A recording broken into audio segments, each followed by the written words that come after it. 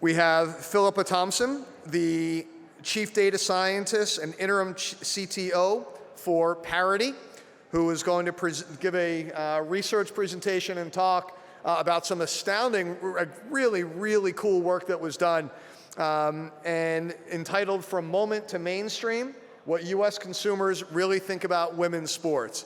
Phil, pleasure to have you here. Thank you. Please join me. Thank you. Thank you for Take it having me. away. Thanks very much.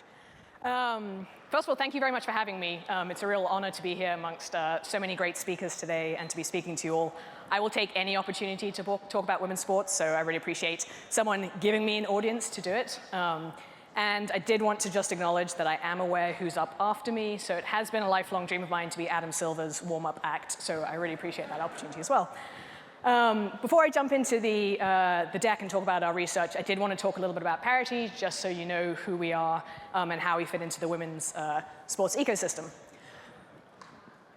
So Parity is a women's sports marketing sponsorship platform, and we're dedicated to closing the income and opportunity gap in professional sports. So if you think about the way that athletes make money, there's salaries, prize money, bonuses, things that are directly related to their sport, and there's also the whole world of sponsorships, endorsements, NIL. We really work in the latter half and trying to move the needle there to close the disparity, and that's actually probably where the greatest disparity exists. The way we do this is by developing high-impact collaborations between brands, athletes, and their fans. And we work with over 1,000 athletes across more than 75 sports. We're mostly based in the US, but we do have some international representation on our platform as well. And we work with a broad spectrum of athletes in terms of their income and their earnings. So it's everything from athletes that earn a stable income from their sport, that have a lot of financial stability, to athletes who have a lot of stress associated with their earnings and actually every year sort of have that moment when they have to decide, can I even afford to be a professional athlete? And so we want to provide those athletes with additional opportunities to earn money and to really help athletes not just survive, but to thrive financially in women's sports. And not just athletes on our platform, but every athlete in women's sports. So with that, a little bit about what we were doing with the survey. We had a few sort of goals going into this. The first was just to understand who are women's sports fans now. Who's watching? Why do they watch? Are there any clues about where this is going based on that? And the second thing was to understand more broadly, so not just fans, but consumers at large, what do people think about women's sports? And the last piece, given that we're a company who's trying to match brands with athletes and trying to encourage brands to invest in women's sports, we wanted to understand what is the opportunity for brands in women's sports. So if you get involved in women's sports, how do you stand to gain and to win? To do this, we partnered with SurveyMonkey. We did an international survey. So the full survey is over 14,000 respondents in 7 countries. I'm just going to focus on the US today. It's 5,400 respondents. And just a brief, I think, sort of interlude talking about the methodology. I promise it won't be too long. But data is only as good as how you source it. So one of the things we were trying to do was get as representative a sample as we could and also get a fairly large sample. I think one of the struggles with research on women's sports is if you're trying to reach a lot of fans of women's sports, there are sort of certain avenues you can go to. Social media is a great one, or you can pair with athletes to get the word out, but you run the risk of essentially getting a biased sample, right? Social media will give you tech-savvy, probably young people. Working with athletes, you might be skewed to sports. So by working with SurveyMonkey, we captured people who were already on the SurveyMonkey platform, weren't there for women's sports, were there for other reasons, invited them to take our survey, didn't prime them, didn't tell them we're going to ask you questions about women's sports and deal with all the things that they associated with women's sports, just launched into the survey. And we also sort of weighted it with population data. I say all that to say that we're pretty confident that this is a representative sample of what US consumers really think about women's sports. All right, the summary. I'm going to ruin everything up front, and then we'll talk about it in detail. So the first thing is that women's sports viewership is broad. A lot of people watch women's sports. I'm sure you've heard the everyone watches women's sports, or you've seen the T-shirts. It's true. Almost everyone does watch women's sports based on what we uncovered in our survey. The second thing is that fandom is growing. So more people are watching women's sports, people are watching more, and we see clues that this is only going to continue growing. The third is that Americans value pro-women's sports, and they continue to see disparities. So they see an uneven playing field, but they really do support women's sports and women athletes. And the last thing is there is tremendous opportunity for brands who get involved. There's enormous upside if you're a brand and you're investing in women's sports. Okay, the first piece is viewership. This is the last time I'm going to talk about methodology, I promise, but the data scientist in me feels that I have to acknowledge that if you want to understand viewership, a survey is not the best way to do it. There is a well-known phenomenon that if you ask people what they do in a survey and then you actually watch what they do, they're not necessarily the same thing. But I think one of the things we were trying to do was understand the superset of women's sports fans. So who watches any women's sports in any way at all, and that is really hard to do if you're tracking people's viewership. I think if you think about how people watch women's sports, of course, people are watching on major network channels, they're using apps. I was actually talking to one of your fellow students earlier because we had a similar experience, Pragna, she's in the front row, watching women's cricket. We have both at some point used a VPN to mimic being somewhere else in the world so that we can log into that network's channel and coverage of professional women's cricket. So that's just incredibly hard to track. And we really did want to understand who's watching women's sports at all. So the next best thing is just to ask them. You can't observe it, so let's just ask people. I'm not going to talk about methodology again, that's it. So as I said, a lot of people watch women's sports. I'm going to orient you to the slide briefly because a lot of our slides are going to look like this. The bars on the far left are all respondents. That's the entire survey. The middle chunks are, sorry, that label at the bottom is a little off, but it's men and women. And then on the far right, it's broken down by age group. So far left is everybody, then broken down by gender, then broken down by age group.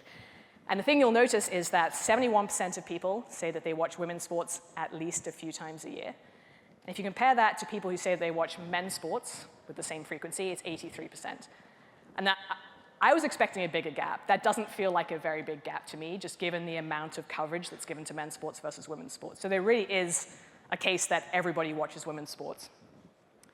The other thing I noticed, I think, people tend to think of women's sports fans as women. That's not the case. In fact, men watch at a slightly higher rate. So 73% of men said they watch at least a few times a year versus 70% of women. And then also the age group thing was surprising to me. Older people say that they watch more than younger people, or a higher proportion of older people say that they watch than do younger people. So I think there's an opportunity for growth, which we'll talk about later, is with young fans. The takeaway is, though, that 70% of Americans say that they watch women's sports at least a few times a year. That is a very broad viewership. The second thing is that people are watching more. So we asked those who do watch women's sports, are you watching more, less, or the same as you were last year? 27% of people say they're watching more. And if you break it down by gender or age group, it's over 25% for each of the categories. So a lot of people are watching, and those who are watching say they're watching more now than they were last year. And the third thing is that a lot of people watching are new fans. So we asked people who watch, how long have you been following women's sports? Over half said for 3 years or fewer.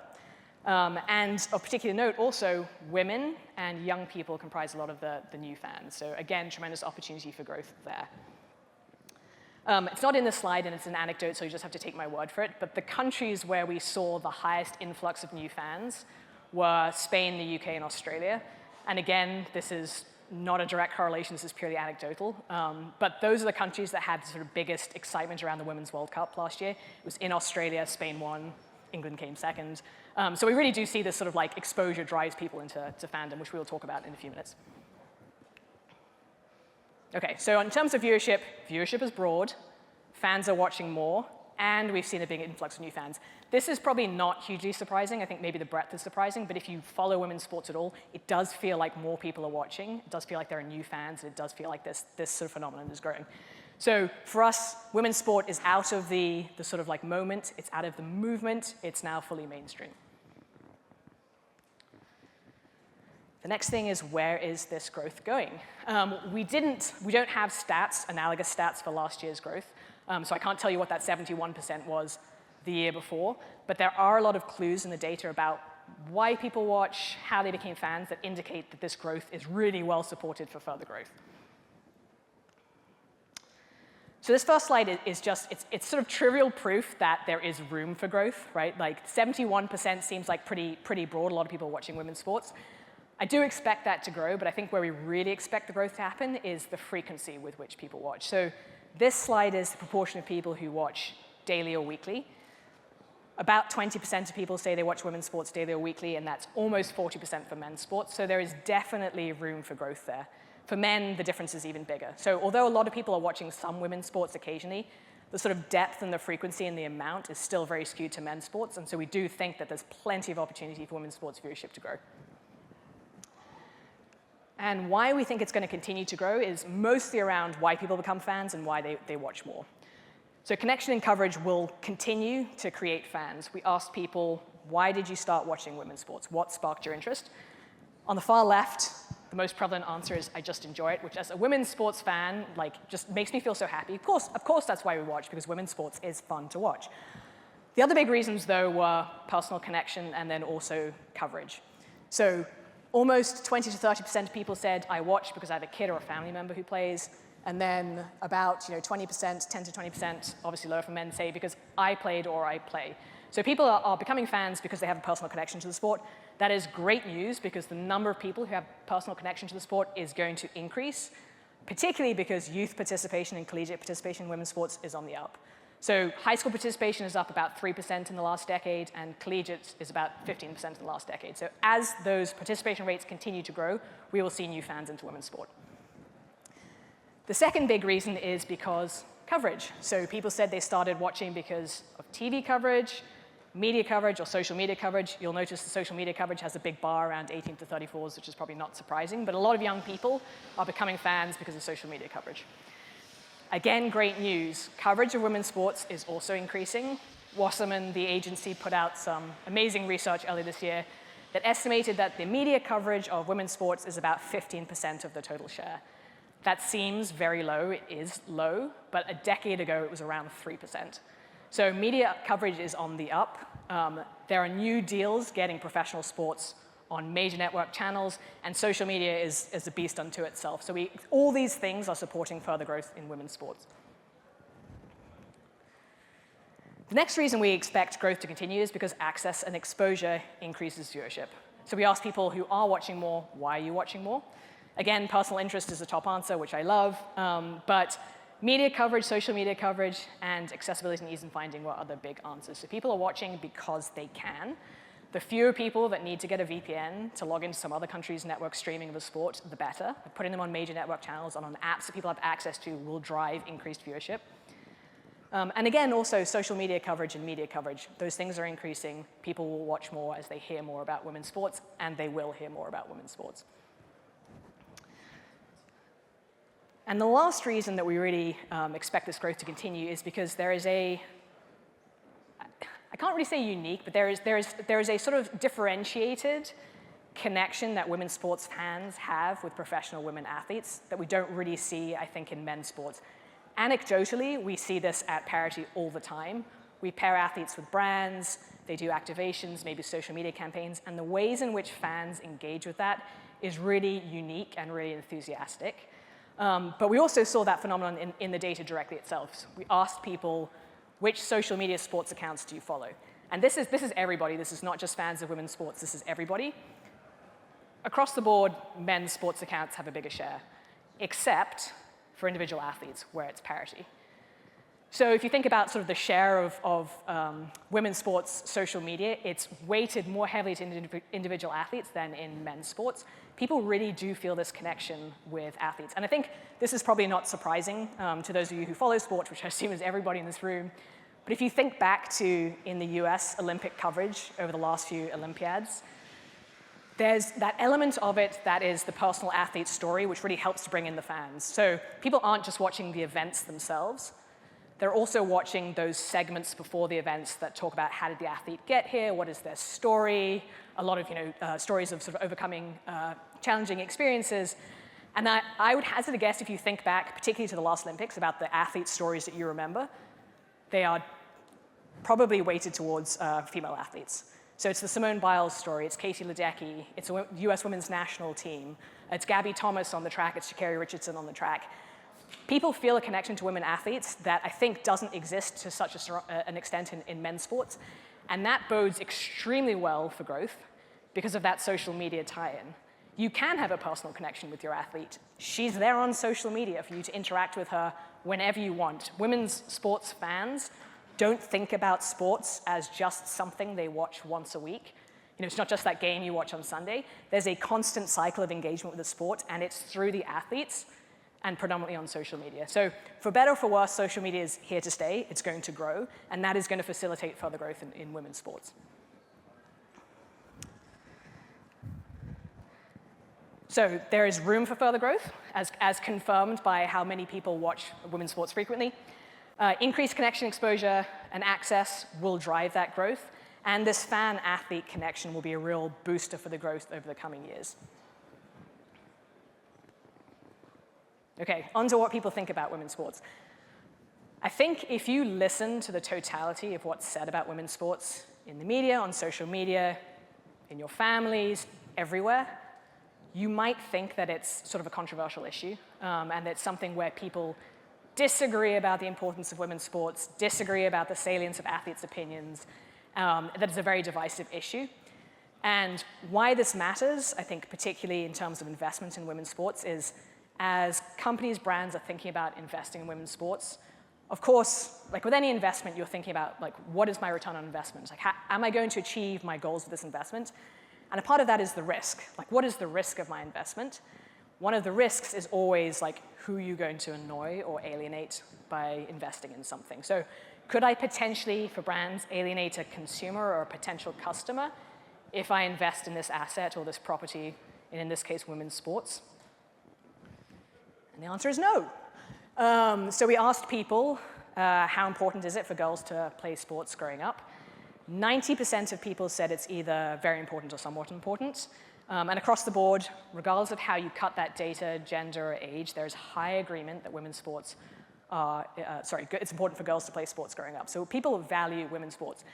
If you're someone who's dealt with surveys before, you'll know that asking people questions of opinion usually lead to much less agreement than this. 90% agreement when you're asking people opinions is really, really rare. So I think what we're learning out of this is people universally agree that women's sports plays an important societal role. They also value the athletes. We asked people how impactful are women athletes as role models for young women. And again, it's 90%, hovering around 90% across the board, think that they are highly impactful or somewhat impactful as role models. So there is no disagreement. There's no controversy. People value women's sports, and they value professional women athletes. At the same time, people are still bothered by the disparity in access and coverage in sports. We asked, are pro-women's sports given too much, not enough, or the right amount of media coverage? And 62% of all respondents said it's not enough. Only 5% said too much. I don't know who that is. But 62% said not enough. And maybe not surprisingly, again, that the label's a little off, but women, 71% said not enough as well. So people value women's sports, they value athletes, and they see that there is continued disparity in how much attention they're given and the opportunities that they're given. We asked people who has more opportunities in professional sports, and 65% of people said men do. Again, 2% said women. So there's this sort of like this dual train of thought. I like women's sports. I think it's important to society. I value women athletes. I think they play a role in society. And they are still dealing with an uneven playing field. And they want brands to be part of the solution to that problem. So half of people said that they don't think that brands are investing enough in women's sports compared to men's sports. And again, women feel most strongly about this, 7% of women. And so what this means for brands is there is no risk in terms of who you're going to alienate, who might be upset by your investment. People agree that professional women's sports are important and athletes are important. And they still think it's an uneven playing field. And they want you to be part of the solution to fixing that.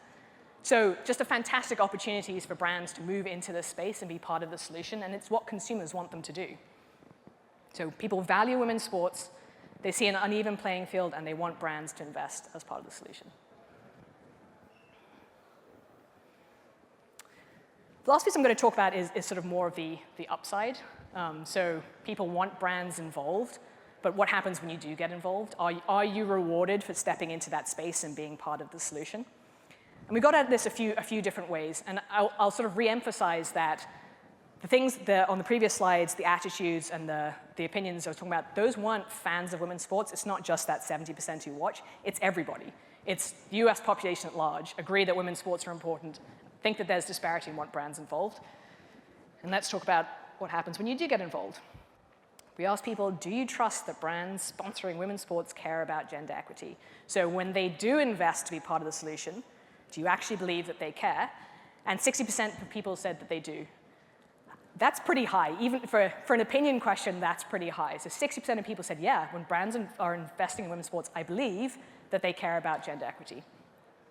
Also of note, young people really feel that way. Young people, as you recall from the previous slides, have slightly lower viewing rates, but they also comprise some of the newest fans, and they are moved by brands' involvement. So this is an avenue to bring more young people into the sport, having brands investing in women's sports. It also moves the purchasing needle. So we ask people, when a brand supports women's sports, does that make you more likely to buy, or does it have no effect?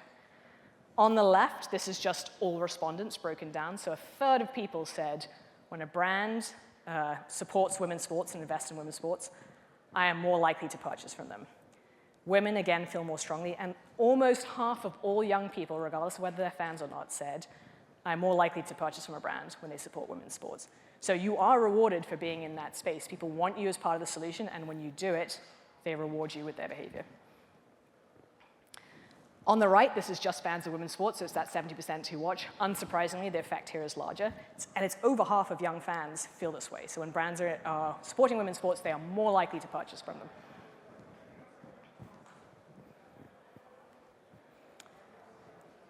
There's also this sort of credibility boost that people get from working with women athletes. We asked people, do you trust that athletes believe in the products they promote? I think the first thing of note is people broadly trust athletes, right? When athletes are involved and promote products, they broadly trust that the athletes actually believe that those products are worth promoting. But in every case, the bar is higher for women athletes versus male athletes. So as a brand thinking about getting involved in sports and sports sponsorship and partnering with athletes, you do get a slight credibility boost by working with women athletes versus male athletes. People tend to trust more that they believe in the products that they're promoting, that they believe in your product.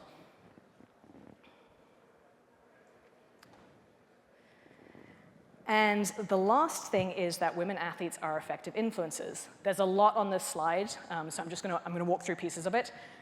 We asked people, are you more likely to purchase a product promoted by a woman athlete, another influencer, or is there no difference at all?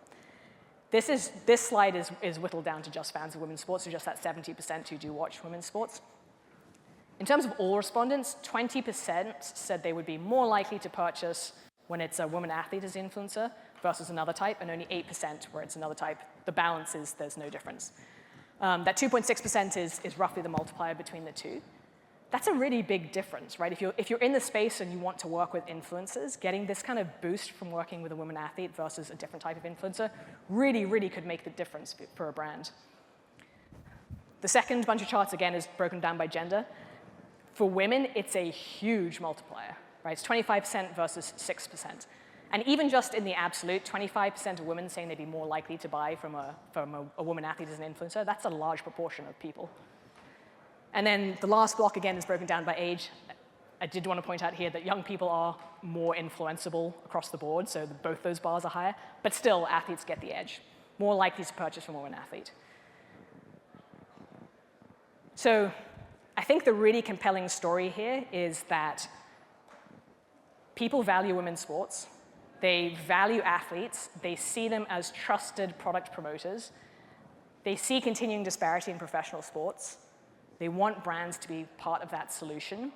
And they reward you when you're in that space. They are more likely to purchase from you. They are more likely to purchase when you have an athlete as your influencer versus somebody else.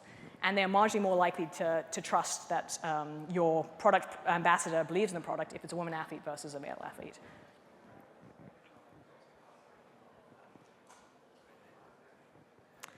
All right, I'm just going to touch over everything again. I did want to pause and give credit to, this is Jade Stepter. She's a 400-meter runner.